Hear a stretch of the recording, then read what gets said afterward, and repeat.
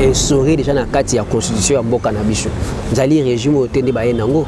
yo ebite na 2010 mwana mboka John Numbi aseposataka na procès ya Mamba Chebe qu'on se présente il était invité la justice tokolobela dossier oui non parce dans l'accès au état de droit bongo le biso ils pour bakangi vital caméra justement pour rapport à qualité politique ouais les état de droit ils allaient pour la justice sélectivité justice reponable ngata la kendeko nda ça pour ba calcul politique ouais les état de droit na we biso ndeko ndeki mbuta gouverner en pleine fonction azaki interpellé na procès Dani Boteti ouais les état de droit et ça qui interpellé les états de droit état de droit oyo ngolo ba lelo état de droit sélectif ndeko te longondo ka atenda sali mabe na IDPS bazali ebele basali mabe na kwebisa yo Justin Kikangala azali camarade ya monsieur Chilombo ils ont dépassé l'argent de l'état bakanga qui na corruption na mabara au banque à celle combien de jours na prison moto yara au banque mondele yara au banque azali na prison azawapi DG à Sokok na Foner bazali wapi lelo et c'est ba calcul politique ba kangama na procès moko na Vital Kamerhe et procès à 100 jours mais bango bali libanda Vital Kamerhe azia ko kangama ouais les états de vote des alliés moyens pour neutraliser ba adversaire politique o ba benga kale machiavélisme na kata ete nous ali ndeko Chilombo quand il battait la campagne pour devenir président de la République ayeba ke na est mobulu ezali moto azaka na héritage soko eko hérité to hérita ka ba passif na ba actif baritaka ba activité ba actif ezalaki ba passif ezalaki a hérité guerre bien sûr mais eko kuta mboka ezaki stable eko kuta réserve internationale eko kuta armée phare de ces ezaki 7e en Afrique malgré les lots recrutés ba ke constitution ba américain ou américain aki na Afghanistan guerre s'il était ba taliban ba récupérer pouvoir ba ili biso ba ngwa ba commando ba bunda pona biso ba ke constitution ba kenyan ba ya ba bunda pona biso olembo ngo ba ko dépenser ko pesa ba kenyan ba multiplier ba effort ba pesa ba ndeko na biso ya FARDC o nga na soutenaka mikolo nyonso ba bunda yo mona kiteke bandeko bakendaki ba formation bayaki o lelo to benga ba chikata ndeko yo zo mona bango mais ba chikata to bindeko ba chikata ba ba parlementaire debout nous sommes dans un régime poissonnerie na benga ngo régime poissonnerie régime ngo ba je n'étais pas au courant je ne suis pas informé parce que le président de la République a s'intéressé na mambo etali peuple té yé marambo etala ka biso ba ya biso mbongo ram ayebité bana bakanga bana na beni ayebité basala ayebité bon elo ni makamwa ki makama bombe quand même ayebaki le belaki on a conseil des ministres wana moi vraiment intéressé qui mais makambo etikali azaka na informé ezali pas yongo to continue dans mtenza informé ndeni babi mutu atako pesa yo lipate mais azata na souci na wakanisa kana mutema alingi yo yango mutu ko senga vraiment Joseph Kabila ba de ko kanisa peuple que moto yo ayeba ani makamna biso te babo mabiso l'homme est bon mais c'est la société qui le rend mauvais adé je ba pesa biso mingi na classe mais le lo oyo ba pasteur combien batikali mitakala na ba réseaux sociaux basali bango nini sartu ya kinini pona kotanga bakomo na bango te plusieurs pasteurs batikali ni bako sala makama bongo bana ba moni bana ba copier quelles étaient les sanctions chez les pasteurs là batikali ki mitakala na ba réseaux sociaux bana wana ba copier bele mamba pasteur basalaki tant ba moni pasteur asali basali pasteur wana le côté azole kasu na teva côté ya batu azole teva ko ba pratiquer ah yi pa lo binga pena sala na te ba ko sala ngelo côté parce que baza ba intouchable ba pasteur bazaki ben touché ba c'est ba le côté bana ba copier c'est la jurisprudence que l'IDPS nous a amené parce que l'IDPS baza ba spécialiste. Bienvenue là très cher internaute, il y a Info Plus, merci na ba abonné fidèle na biso ngabino Mustafa Malembe ndenge na ebisa bino ke bomesana ngai ya ngai bazala kawana scotché cimenté pona kolanda mayenyo soyo biso to mesana ko diffuser les bango na ko banda boete sans que na remercier bayanga na sima caméra ndeko Elisampu à mon 2G à mon cordon Lukman Modingumba mon vieux Babimboli agence Badam Oversi aux arasoto zubilo konoto comme sati n'importe ndaku ya kabo mwamba autorité morale ya bana chango mon grand frère Joli Mabeka mon kondiarène ma petite sœur Katia Mabeka la star Cayenne Diamba Vert de France Tobeta Masolo matali politique ya mboka nini ndenge nini mboka zotambola côté kuna baloba boye côté kuna bazongisa boye mboka zotambola malamu to zotambola malamu te na yango toye to solola mwa muke nandeko na biso Ibrahim Atweka o azali analyste politique oyo na koleka na kopesa ye mbote ndeko Atweka mbote mwana mboka Mustafa Malembe merci na occasion bopesi biso ya kwa babisi na plateau na bino Info Plus pour te meka ko décortiquer ba actualité politique de l'ère ya kati mboka na biso merci na ba téléspectateurs nyonso pe na osenga na ba balandi émission oyo ya bolanda chaîne na bino e pesa bino basangwa solo info plus bo s'abonner massivement pe bo partager émission pour les sur na biso na profiter na pesa félicitations na papa Abotingai Gilbert Atweka a été combattant grade récemment awa et puis c'est félicitations pas Azali pe na pesi ngote belé na mwana nga bébé Waris maman na ye Lembale base Shaolin pour ici maman na Jabir Malango maître Selekona naza na disposition na bino pour répondre na ba question na bino. Merci Ndeko Ibrahim Atweka lelo tolobi tobeta masolo ya Matalimbo koza analyste politique Ndeko Ibrahim Atweka to bandana na couleur ya o batu bayebeli yo 6 ans après bo fêter na place moko ozalaka na akamo bo fêter 6 ans pendant tous ces 6 ans là pour na yo na analyse na yo akame koli akame ezochité akame za na temps ya stabilité ou bien comment? Oui, 6 ans ce n'est pas facile. Je pense qu'aux parents oyebi sur oboti mwana comme na 6 ans cela veut dire à côté école primaire assisté maternelle mwana koli. Alliance des kabbalistes et musulmans, on a bien la première structure politico-religieuse dans le mboka la biso. C'est qui facilité pour nous poser des jalons na yango. Tant que moi na mboka Imam Moussa Mondo Sadi a outi ko sala ba étude na Iran aye a contacter ki biso ali ko sala structure moko politique oyo ko sala obele pour na ba musulmans. Objectif na yango ezalaki ko faire amener ba musulmans vers la gestion de la chose publique. Les musulmans vont participer à la gestion de l'affaire publique, les musulmans vont comme députés, gouverner, mais elle a purement les musulmans. Parti politique, strict politique, et tel les musulmans. Le 25 août 2015, écrit à Maka, la vision politique, c'est tout ça, tout côté na kati parti qui PPRD. PPRD et vision politique et c'est collaborer qui na vision politique oyo Imam Moussa Mondo Sadi Razaki nango ndeto kotaki na kati ya kam et biso pe lelo tozawana nazali rapporteur national ya l'Alliance des kabbalistes musulmans, troisième personnalité dans la structure wana et sali makabamine déjà ndeko na koyebisa yo tozali lelo na bana toboti bana mo tozali système to na bana lelo tozana ba chime tozali na ba konam tozali na biloko belebele salami ba bimi na kati ya kabaka bimi se mba tulo bazana kati ya ba institution ya mboka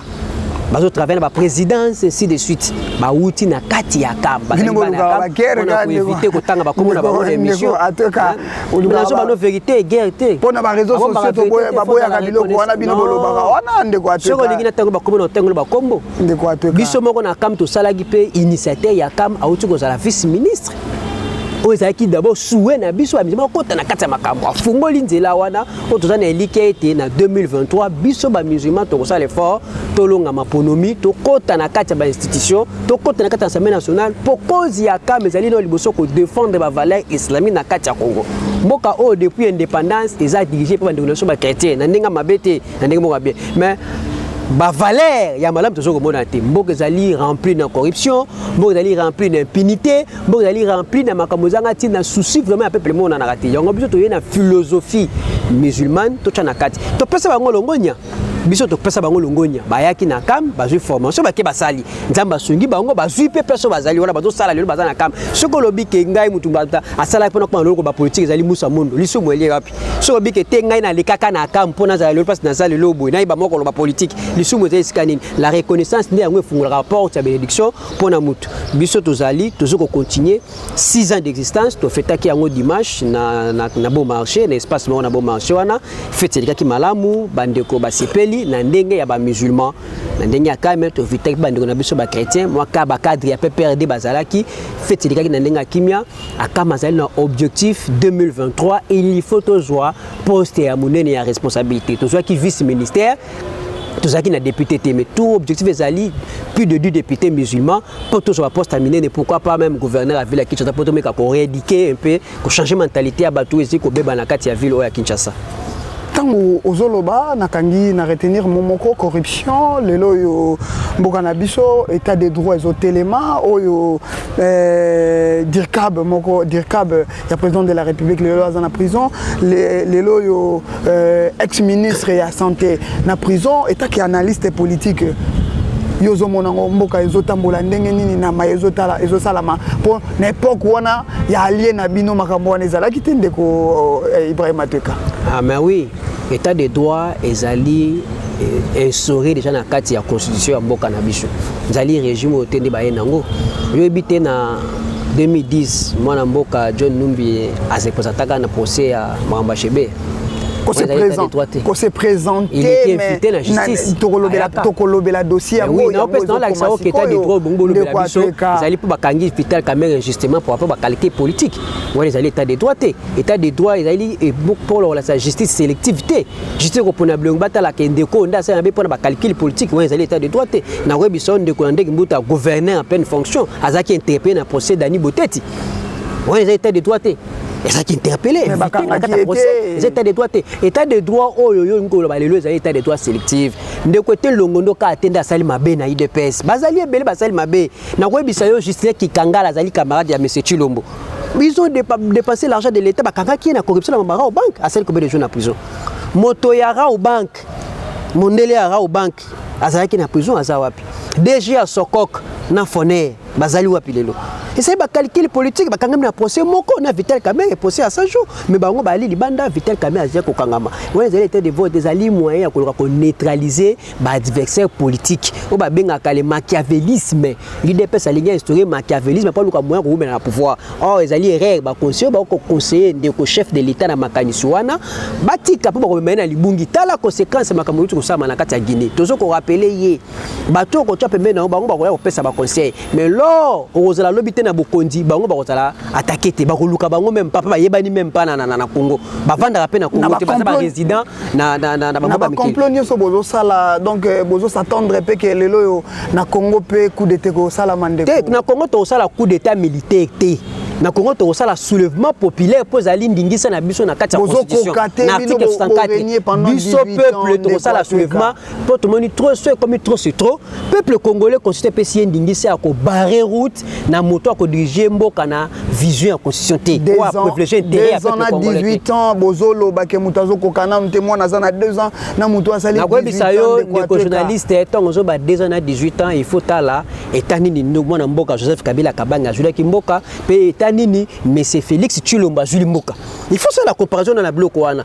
Joseph Kabila Kabanga akuti mboko ezaki quelque chose de la République. Akuti ngo la République de quelque chose de la République. Toi qui na banque Bele Moko, banque centrale. Toi qui na ba rébellion par-ci par-là. Jean-Pierre Bemba na rébellion na parti na mboka na ye binso ki mboka na rébellion. L'État ça na contrôle na parti wana te. So ba sali rébellion ba lobi lupango pas auto fandi boy. Rébellion ezali awa l'État ça na contrôle na ngote. Mais ndeko Rubero azaki na rébellion toyebe opposition civile. Tala makambo bele mboka ezaki na budget. Il y a 1 milliard qui est quitté. Toi qui n'as 14 milliards, mais moi, Joseph Kabila Jumboka a réussi à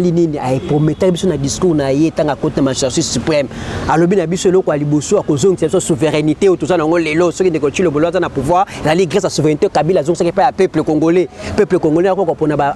animateur na yé ba dirigeant na ya lobby. Toyo ko kota mi balé moi na mboka unifier pays pe pacifier yango. Tozongi bomoko ko bato bazokuba kufa kaka na est mais ndeko Tshilombo azana bokonzi lelo ndeko Tshilombo lelo azana bokonzi ndeko Tshilombo alobaki na biso ke soki ayena bokonzi makamwane aussi là mais lelo abengi guerre wazali guerre asymétrique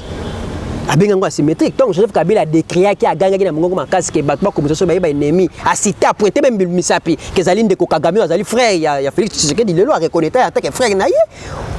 arobaki yango clair ke ba multinationaux ba Rwanda Uganda bango bazali bato ba alimentaka bitumba wana na kati ya mboka est mais na opposition ya ki langage lo babaki te pa bande ko opposition lelo ba na pouvoir ba comprendre la réalité ba lobby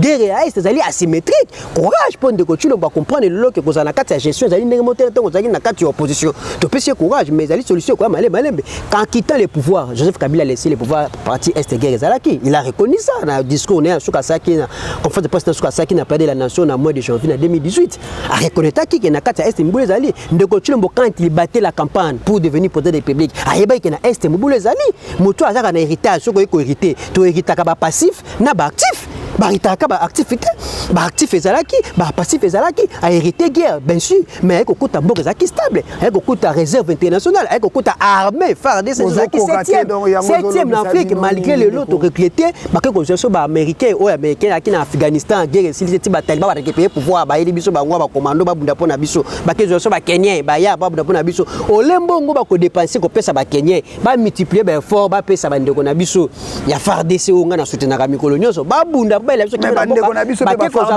ko yiba biso sous da plus yo mona ki te ke bandeko bakendaki ba formation ba yaki o lelo to bengaka ba chikata ndeko yo zo mona bango mais ba chikata to bindeko ba chikata ba parlementaire debout ba ke formation wapi formation en Israël je t'informe aujourd'hui ba mso bakendaki Chine yo ko former soldat na simo ko former soldat malonga to zaika bolingaka to za namura oyo ba bandeko tracasser population ndeko mboka oyo zaki apparemment bozo kokate la police nationale to zali na FARDC to zali na unité spéciale pour la garde présidentielle ba benga bobe to benga bana moura ba GRP ba zali pona ko garder président de la République à quoi sert yo bango ba zaki au-dessus de la loi unité spéciale bango ba zaki unité moko ba ko sala nyoso ba lini pona bino zaki malamu utile na budget à l'état mbongo ya peuple congolais o ba komi ko salela ngo lelo abusivement bakosala ngo lelo abusivement peuple congolais azoko souffrir ko sala su ko fungo unité mususu pona ko na futa pourquoi pas besoin ka ba élément na kati ya FARDC na ba créer bango ba chikata pona ko recruter so bato misubu ke fumba na poyo lobi ke bazui ba américain on appelle sur exemple que non mais ce qui ba chikata ngo bazali ningo so ko bana pourquoi pas batini bobaki na guerre na est ba ke ko récupérer ba américain mais ba américain de bazali kuna je suis bien informé chikata ni ça qui doit guerre kuna chikata bazali obele pona sécurité ande ko chilombo ba ko sécurité obele ndeko Félix Antoine Chilombo ba pour la sécurité à mboka ta bato ba ko sécuriser mboka lolenge constitution ko biso zali FARDC ba ngone bazali pour la sécurité à peuple ya ba frontière na biso sécurité population na mboka la police même la police ngo lelo yo comme mawaple ezali très grave tout ça même ba moya koloba par rapport ya meno stoko bona na kati ya mboka na biso ndeko Chilombo parmi ba bloka elaki nanu a relevé ta défi moko to ya condamné ki Kabila na bokonzi na ye mais to ko mono bele makomi ko comme bele pur ko quand même na tango Kabila soka sali mabe réponse des akobele Kabila pas salaki mais yo bande ko condamné Kabila pas salaki bo yo ye na innovation nini ya siko ye na poto yi na Kabila ngo asaki mabe peuple congolais na po biso jusqu'à to moni mabe ya Kabila te o ndeko Chilombo corriger na pouvoir au contraire ndeko Chilombo azapo na ko copier ba jurisprudence ya Kabila lelo idée parce que ba spécialiste à jurisprudence à Kabila à tout moment sur ba sel makabaye na te Kabila pas salaki mais Kabila tout ce que Kabila faisait c'était interpellé binonio so wana zolinga bozolinga kokango mais les actions de Kabila étaient mauvaises vis-à-vis du pouvoir des régimes UDPSien autorité morale na bino ezopousa na kala mingi te l'autorité morale du FCC Joseph Kabila Kabang est le sénateur à vie il a travaillé pour ce pays il a sacrifié sa jeunesse pour ce pays. Il a tout fait à unifier ce pays, à pacifier ce pays. Il a mis les institutions en place. Il a laissé l'argent dans la trésor public. Il a organisé des élections dans nos propres argent à nous, sans aller prêter à l'extérieur. L'autre jour, beaucoup dit, mais si vous allez faire malgré tout le monde, désordre institutionnel, ou bien instauré dans la Katamboka, on a violation en cascade de la Constitution. On te même pas mot à dire. Bah violation en cascade, boyebi le lenge maman mabunda quitté dans l'Assemblée nationale. Boyebi le lenge ndeko ilu ko quitté dans l'Assemblée nationale. C'est ça. Pour tout le monde soko ko ba violation, ils élo ko tila temete pour des autres il y a eu des pèses le ndeko tilo monde azali promoter na ngo. Tant ba test à partir na ye moko à respecter. Vous croyez qu'il va respecter les tests ya boka? A combattre là, c'est problème parce que yenda tchanga go jamais kabundi président on constitution IDPS lobby l'article 26 il y a IDPS lobby en cas d'empêchement il y a président à parti il faut ça la collégialité il y a 3 il y a commission il y a secrétariat à parti bazui ni na bango etaka ba élection on de Jacques Chabania dijaka na Victor wa kwenda basangisi to miso twana nde ba ko dirige parti diratoire ba ça la directeur ba dirige parti pour ba kende koloka mokonzi ya sika mais ndeko Chilombo ça qui mandat spécial oyo le statut IDPS lobby des autres douane ngwa yango tina mboka akosala makambo bele na lolenge na ba forcing yango to koloba na ye soka koluka forcing mingi ya ko pousser population na côté ma poto réclamer souveraineté na biso pour ezali ndingisa na biso na 4 article 64 de la constitution et nous sommes prêts pour le faire soka ko continuer osama makambo na vos contre volonté la population congolaise. lobela état de droit ndeko Ibrahim Atweka ozali analyste politique lobela ki likambo John Numbia général John Numbia wa akenda azaka interpellé lelo yo maleki na lupango na ye okoloba pe nini état de droit ezate na o makambo eleki wana bakuti biloko yo o nyonso emonani kuna bibembe na kati ya ba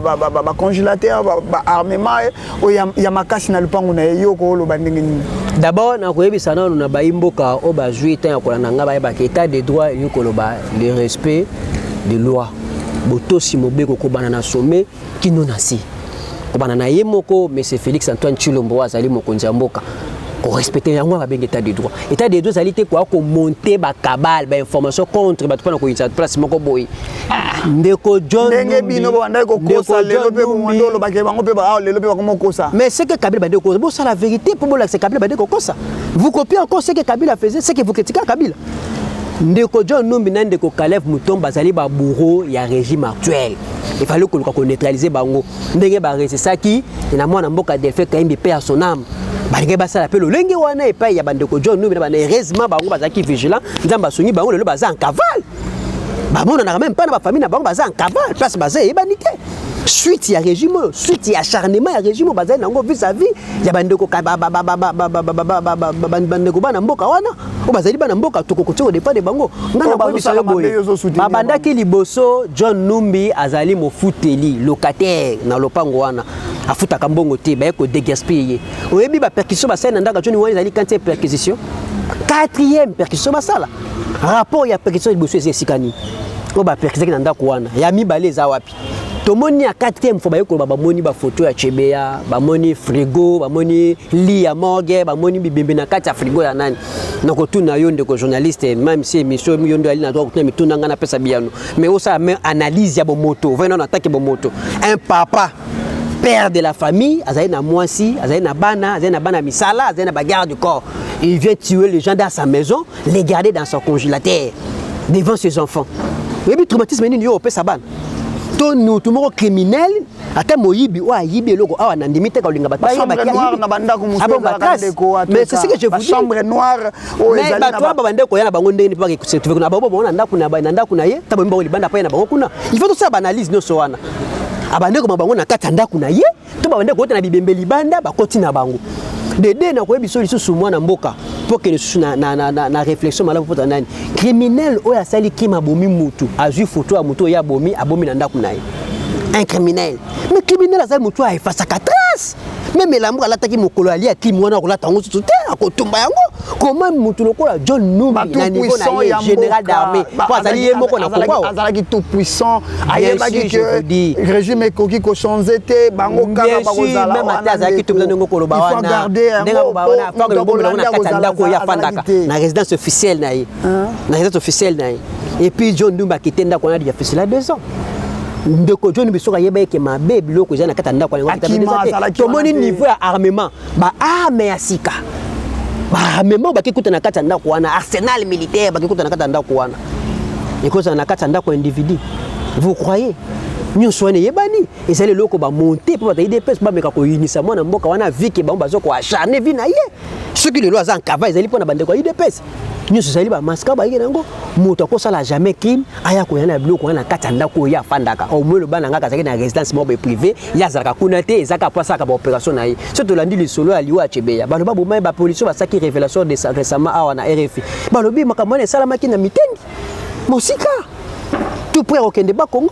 parce que babumela John nani ndeko Chebeya moi si ya Chebeya baba kunda mo Chebeya na cimetière Gombe bon bakoro bakimo na kuna kazi za nani ceux qui bakosala perquisition faut bakuta bloka bon affaire mais John Numbi na Katanga place ba ndeko vana pas avec le quoi bastion na ye pour après pouvoir ya ndeko Tshilombo ndeko John Numbi ko fana na Katanga na forme na ye mais c'était un calcul bien préparé il fallait chercher à éliminer Delphin Kayimbi éliminer John Numbi éliminer Caleb Mutombo calcul ya régime ezalaki bongo ba ici na Delphin Kayimbi nzamba simbi nzambe azali moto pas ali juste ya kolinga te bino boya kaka boba ndoko bomaka batu pa mapa ndenge batu ba ko silaka na mboka na game sur ba covid na game sur ba covid to eba sensité ba bomate bino bozo banga il faut prouver Moi, je vais vous dire, il y a combien de morts à la présidence de la République? Le Banda, même Mobutu. Mobutu a fait 32 ans. Le nombre de morts que nous avons enregistrés dans la présidence de la République actuelle, ce n'est même pas ce que nous avons enregistré avec Mobutu. Tout le monde a Covid. C'était Vital Kamerhe à l'époque, vous savez. C'était Vital Kamerhe, mais Vital Kamerhe en prison, les gens continuent à mourir. On a coutume à célébrer,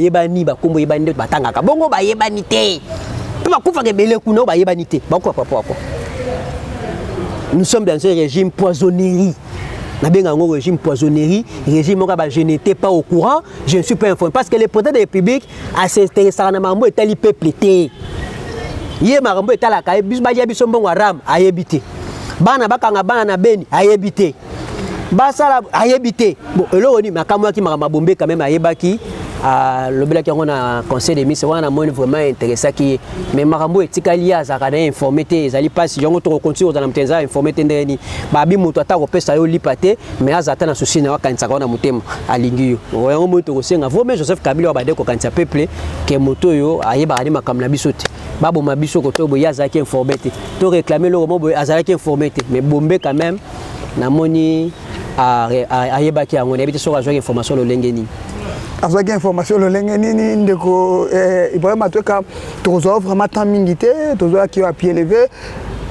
sextape mon réseau tambola aux jeunes aux appels président signalé que aux président il y a jeunesse il y a assemblée des âges le bail au Congo à IAC aux jeunes comment na bana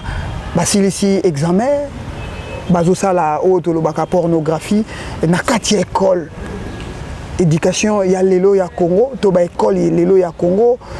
pour na yo ezotambola ndenge nini. Oui, en tant que jeune, en tant qu'encadreur de masse, président de la jeunesse ya IAC ndenge uti kolobawa ezali ba action moko condamnable o tozali ko condamner bana na bazo ko mériter ba condamner. Mais ce qui m'a kamabo comme ko ça na kati ya mboka parce que il y a un problème qui ne marche pas dans ce pays. Ce hôtel na kati ya mboka oyo biso na kati ya mboka na so ba chaîne locale ya mboka na biso ezana ba film musu ba like sakangote pendant la journée ba petisa c'est interdit mais ba chaîne internationale oyo na kati ya mboka na biso ba ko diffuser ba image oyo même papa maman na ba kota la isika mokote ba biloko ba otaka na ba novelas ba série. Vous savez un enfant aza moto asalaka o abengaka ko copier hein azwaka mayo ko mona soka copier yango akolika pratiquer yango bango ba ali bana mike tongo ba fandi tongo midi poko liboso te bona kotala novelas ba ko mona mambo esa ma novelas qu'est-ce la conséquence c'est qu'ils doivent pratiquer ce qu'ils ont vu na télévision de deux le ba téléphone Android zali pe parmi ba biloko yo ko boma éducation ya mboka na biso bana lelo na kati ba téléphone batu batala ko bele mitakala na kati ba téléphone wana ba kotala mambo ko pesa vite ba kotala mambo recherche téléphone to beza ya Android ezali pona to sala ba recherche ya mambo classe mama mukili to yeba makambo neti ngambi ngai pona ko se consulter histoire politique mboka na biso mais ya batu so ko tel lelo ba groupe na ba téléphone na bango ezali obele ba groupe ba pornographie ba biloko mo bongo et ko sa sunini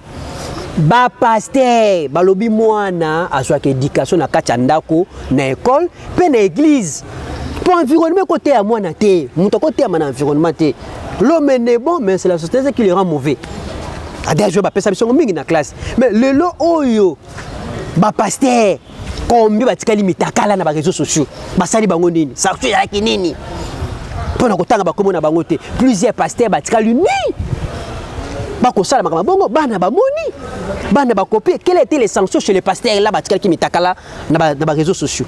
bana wana ba copier bele mamba pasteur ba sala ki tant ba moni pasteur asali ba sali pasteur wana le côté azole kasu na te pa côté ya batu azole te pa ko ba pratiquer ah yi pa lo binga pena sala na te ba ko sala ngelo côté parce que baza ba intouchable ba pasteur bazaki ben intouchable ba le côté bana ba copier c'est la jurisprudence que l'IDPS nous a amené parce que l'IDPS baza ba spécialiste ya jurisprudence tout autour il y a IDPS oui c'est mais régime na bango régime ya jurisprudence ba pasteur wana ezalaki époque ya bino bo bandai ko diriger tango ba salaki bango le côté na webisa yo be événement tout ya ba secteur pe salami na régime oyo so bina tango na ba komona otanga mais azobo otanga ba komba parce que ngana yete pona tanga ba komba ba to ba saka ba insalité ba acte moko limo na ko otanga ba komona bango na télé. Et ça a mis en 2019 au moins 4 personnes. Et bandi na époque na bino. Mon ndeko na ko et bandi na époque bino bo bandai ko diriger. Ce n'est pas ça. C'est pas ça. N'importe qui m'a image il y a image mais c'est lui qui était victime. Il était victime, il y a cybercriminalité. Il y a des films, il y a des montages, mais tout le monde pasteur na kata mutuka ko sala film pour non. Tout le monde va pasteur ba mitikali mitakala. Ba ko se masturber. Ce qui y a sa politique à sali mais pas un pasteur. Un pasteur au sabot, un pasteur zali éducateur des masses. Yango anetindi bana leader d'opinion. Yango anetindi bana wana ya. Mais bana ba copier. Bana ba copier. Bazali pe ba miner, ba ebelo ko ba ko sala te, ba zuka ba copier makambo e sala makuna. Bana ba miner, ngana moni personne ko pesa kono, so ba te mena kuna ne acte. Et surtout bazaki na bilamba ya classe, ba uniforme zali sacré. Bako sala ngo en plein uniforme te, mais étant ba mineur, ba copier kaka mayo ba mona kana ba téléphone, mayo ba moni ba pasteur ba lakisi bango, ne bango ba mekaki ba sala, ba so ezaka nini. Oh madilo ayemba soki mwana lingo simba moto, tika ya simba mokula ko zika koyeba. Nde yango bana wana basali. Bana ba yeko mekobele mayo ba mona pa ba tata na bango milimu. Ba fansa wati ya bango biso attaquer ba jeune to promettre valeur. Ba jeune ba soko telemela immoralité to ko conseiller na bana wana ba bandela lisusu buzo ba wana te peto sengi na justice ya mboka l'état congolais ministre EPST azali pe professeur d'université maître avocat ba meka ko pesa sanction moko za malamu po ete ya à la longue to mona so ba bitisa bongo te po biso to lingi jeunesse bebate jeunesse azali réserve ya mboka jeunesse azali avenir ya pays biso ndebi to soto bani kozana ba jeune o ba ko saba acte bongo en peine ba uniforme alors to ko espérer ni pona mboka o po déjà bato bazali kolo basi ba bomi mboka o mboka oyo système nango ezaka déjà ko beba ndeko chilo mbalo baka ko déboler système na sepelaka mais or que ezali ko déboler système te takine à rendre compte na bato ba individu yango mo lelo mboka changer te to ko kuma sutu seso beba ko beba po changer ki système te so changer ki système même bato wana mabe o ba otanga lelo basa mabe wana ba ngaba ba so le tenyo so ngoza la changer alors conseil nangé pas ba jeune bande ko nanga ba leki nanga o ba otanga na classe ba il faut se peut uti na kata biloko wana to zaki ba to yaki ba sentiment wana mais to skala ko sala makama bongo te poto pona ba valeur et surtout religion na biso islam matia o to zwaka zali pasi mingi ndeko yo ali musulman biso même moto ko pesa na mwana mwasi oyo yo na bozali ndeko te zali pasi ba même ndeko no mwasi so comme na âge ya majorité âge ya sentiment okoko ko pesa moto na loboko te toujours pona ko boya ba contact wana biso to zali ba to daka même nzoto mwasi zali nzoto ko exposer te mais lelo lateli mosusu yali yango wana ba député nationaux le ko sala ba loi pona ko avantage ka ba poste na bango na ba politique ba sala ba loi bongo lateli tala lelo bana nde ba kila classe de mère tant to koli to yeba ki bana ba okende classe mwana fata jipe le ki chez nous fala ta catch fala ta ni mais tala lelo nde ba kuma ko lata mwana ke classe kaleso dessiné na jipe mwana ke classe mabele libanda ba benga ngo soki nance tout ça c'est l'éducation. Oh moi nana oyana wana nini tango sala bongo professeur gotangisa yo okanta za cité te po azali robot azali moto azali cité nyonso zo ko mema moto vers lisumu o to benga ka ba masumu moko non préparé inattendu moto moko tabi malanda kuna kana sala lisumu masumu to kuta na nzela combien de fois tout le monde o ezali ya komona te na balabala ao même na université ao ela teli nenge ali yango to senga biso to zobunda lelo so to komba musulman ba comme lelo to ju pouvoir to ko instaurer système mo kamala même la télé on ko changer so la télé on changer ba to ba ko kuya na be ko bona mingi ti tale la télé ezali mabe mwana mwasa ti jipe soka ngunza makolo ko tabiki na se libana no na simana so na kuna etikali polele bande ko mibali ba ko mona bon ndeko mobali wana azali makasi biloko tonzo to ko sala lelo na bilo ba ko tekela ba lelo ba balabala o ba pesa ba ba mela lelo wana nyoso wana telemi sinzoto naye yo kanisa ko bikisa mwana na mwasi soka no ba ko basala film bacha na internet pour nous tout comme na posa base na kati internet soka na ba sala film ndeko ba tweka to cité déjà ti oza kinois oza na Kinshasa un dernier mot Kinshasa est andenge mais ça peut qu'un jour peut que non ville à Kinshasa peut membre mo ya kam Kinshasa oui Kinshasa ezali mboko etambola non na manque ya mentalité mboko yo peut changer ezali faut ba action ezali te komona batie panneau na balabala ba commis changement de mentalité beaucoup échanger il faut to kota na kati ba action on moni tango musée Laurent Désiré Kabila yaka na kati mboka oyo ba utiliser ka fimbu wana esalaka ke bato ba changer comportement ba changer ka il faut to so sa rééducation na kati mboka oyo to rééduquer ba kinois bakino bako respecter loko moto na mboka bato babaka ka salité na kati ba caniveau bato babaka salité na balabala bato basala ka mangomezanga nyonso partout tala le ba poubelle par-ci par là nous sommes en charge du gouverneur. Le gouverneur Azali Motobele Moko. Nous savons que nous avons théâtre qu'on a l'ingagande pour politique ni ali malamute. Mais nous avons que biso tozi ba tout faut nous accompagner nos mboka na biso. Pour intérêt na nous mboka na biso to ko mettre en à côté et il faut tout ça là effort. To meka ko changer mentalité na biso biso ba to ebake awa place na boki papier yango te de sengeli na boka papier awa place na boki salité na ngai yango te sengeli na boka salité na ngai nena bongo to ko sunga ba konza boka boka ke ni biso so to so ko tika na même mentalité wana ata ko ba cheli biso nani na pouvoir na minoko na biso ko changer te munele po fa tsamboka ne comme ndenge za le propriété bongo za na mentalité ba lavaki mentalité na bango ba komaki na ndenge moko ya comprendre que ezali mabe ezali malamba comme ko sala ndemo kekei liboso ata Congo bila ako détourner mosolo ya mboka Congo mais biso senge to meka ko bongsa po mboka ndeza ya biso ngobila ko kenda mboka ya biso kimbuta fanda ki na 12 ans kimbuta wana elwa kei mobuta fanda 32 ans mobuta kenda Joseph Kabila zaki 18 ans akei batu bako kende biso to zana na bolingo ya mboka na biso to za ba patriote lokola bandeko na biso ya Iran bango balinga mboka na bango hubil habul mboka na biso nde yango foto linga to linga batu te so to linga ba individu le pays ne va pas avancer. Alors, on a évité ce qui n'a commis dans cette émission. Un dernier mot par rapport à l'émission Nabiso Alelo, pour une toute première fois. Oso promettre Batounine étant que jeune président PA Jeunesse, il y a assemblée des Alelbites au Congo à IAC. Oui, merci pour d'abord invitation émission, même si Zaki non préparé, n'a pas subi de merci. Merci. N'a pas dit bosso, mais zamba la soukate à tout moment quand le kabaché n'a bondé, on fait bossa la promotion n'a biso ba musulman, zamba ko futa bino dans le belé, nous allons reconnaissant na musala au sala kato trafaka na makambe belé, mais le lope singa occasion na ya koloba politique na chaîne na yo, na sepel makasi, zamba pesa we belé, na ndeko cameraman oya jubiso ba image, après sabine belé, ba musulman, bolanda chaîne tant que président Nabino ya ba jeune musulman chaîne na kota la yangoy chaîne na biso ko sala promotion sur ba musulman yangoy et puis na kokota ko sa bande ko so ba musulman 2023 objectif le musulman au parlement to boy ba intercaler ba loi na so na kati parlement te photo compte na parlement to yebela makambo kuna ba lo baka libanda te ba lo baka na kati c'est ça la loi photo que 2023 objectif les musulmans au parlement tous à la mobiliser ceux qui va lancer appel il y a enrôlement ya ba carte électeur biso nyo surtout ba carte électeur bo voter bande ko ndo musulman ba to boko voter wana ba ko sunga islam te lelo tala bande ko bazali na prison ko sala ngai passe bana wana ba ile alikambo ba ko 100 ans de prison te ba moment mutu te motabomi bato 3 na ndako na ye pasteur